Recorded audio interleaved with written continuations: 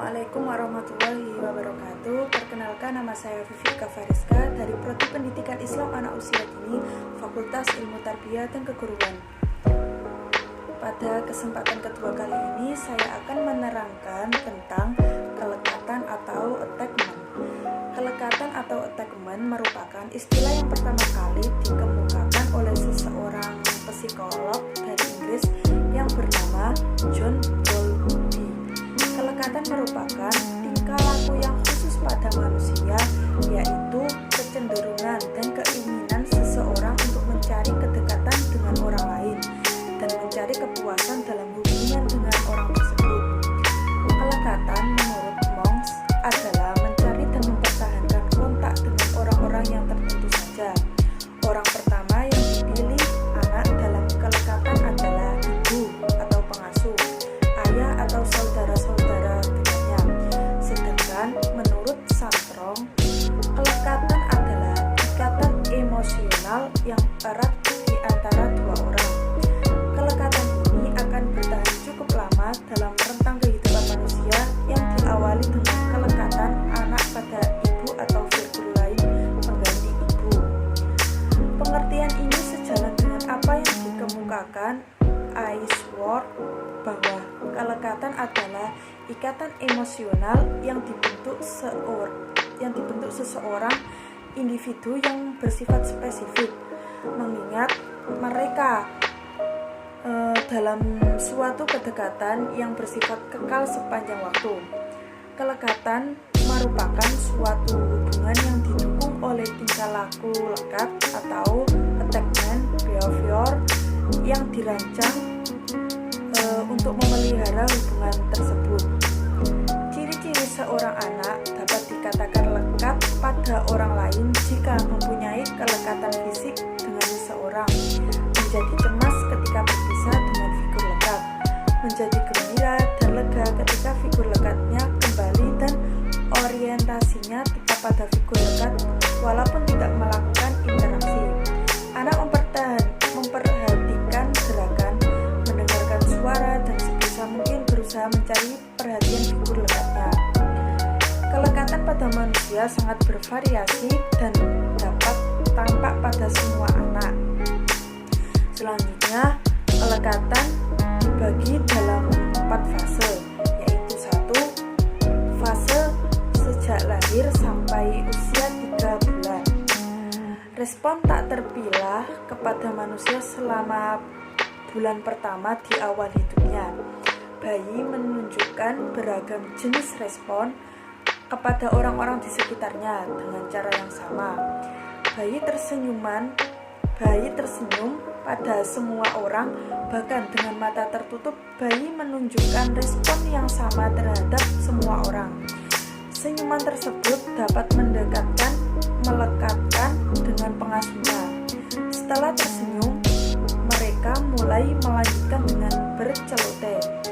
Celoteh bayi dan senyuman adalah pemicu sosial yang berfungsi mempertahankan figur ibu dalam kedekatan dengan bayi dengan menunjukkan interaksi di antara mereka. Yang kedua, fase 2, yaitu usia 3-6 bulan. Fokus pada orang-orang yang dikenal. Pada fase ini, bayi mulai membatasi senyumannya pada orang yang dikenalnya saja. Ketika melihat wajah yang tidak dikenalnya, mereka hanya diam saja. Celoteh dan tangisan hanya bisa didiamkan oleh orang yang dikenalnya saja. Bayi tampaknya hanya mengembangkan kemelekatan yang paling kuat kepada orang yang paling sigap dengan sinyal mereka yang terlibat dengan interaksi yang paling menyenangkan bagi mereka. Fase ketiga, usia 6-3 tahun. Kelekatan yang intens dan pencarian kedekatan yang aktif pada usia 6 bulan. Kelekatan bayi pada orang tertentu menjadi semakin intens dan eksklusif. Hal tersebut terlihat saat figur ibu meninggalkan ruangan. Sang bayi akan menangis keras dan memperlihat kecemasan terhadap perpisahan. Ketika ibunya kembali dan berada di pelukan ibunya, maka bayi akan balas memeluk ibunya dengan senyuman bahagia. Pada usia 7 bulan, bayi menunjukkan ketakutan pada pada seseorang atau orang asing. Hal tersebut terlihat dengan tangisan yang keras ketika melihat orang asing. Saat bayi sudah bisa merayap sekitar usia 8 bulan, sang bayi mulai mengikuti orang tua yang berjalan meninggalkannya. Selanjutnya pada fase keempat, yaitu usia 3 tahun sampai akhir masa kanak-kanak. Tingkah laku persahabatan sebelum menginjak usia 3 tahun, anak-anak hanya berinteraksi pada kebutuhannya sendiri untuk mempertahankan kedekatan, kelekatan tertentu pada pengasuh atau orang tua. Mereka belum bisa memahami rencana atau tujuan pengasuhnya. Menginjak usia 3 tahun, mulai bisa memahami rencana dan dapat membayangkan apa yang dia lakukan saat orang tuanya pergi, sehingga mulai bertindak seperti rekanan di dalam hubungan dengan orang tuanya. Selanjutnya ada faktor-faktor yang mempengaruhi kelekatan tersebut, antara lain ialah pengalaman masa lalu, keturunan, dan jenis kelamin. Adapun penjelasannya sebagai berikut, yaitu yang pertama, pengalaman masa lalu. Hal ini berkaitan dengan kehidupan seseorang sebelum seseorang memasuki usia remaja dan dewasa. Perlakuan orang tua dan orang-orang di sekitar individu tersebut akan mempengaruhi dirinya dalam membangun kelekatan dalam dirinya. Kejadian yang ia alami sejak masih kecil sampai memasuki dewasa muda akan menjadi peristiwa yang dapat membentuk kelekatan pada diri seseorang. Perpisahan atau kehilangan orang-orang yang disayangi juga akan menjadi aspek yang dapat membentuk kelekatan pada diri seseorang.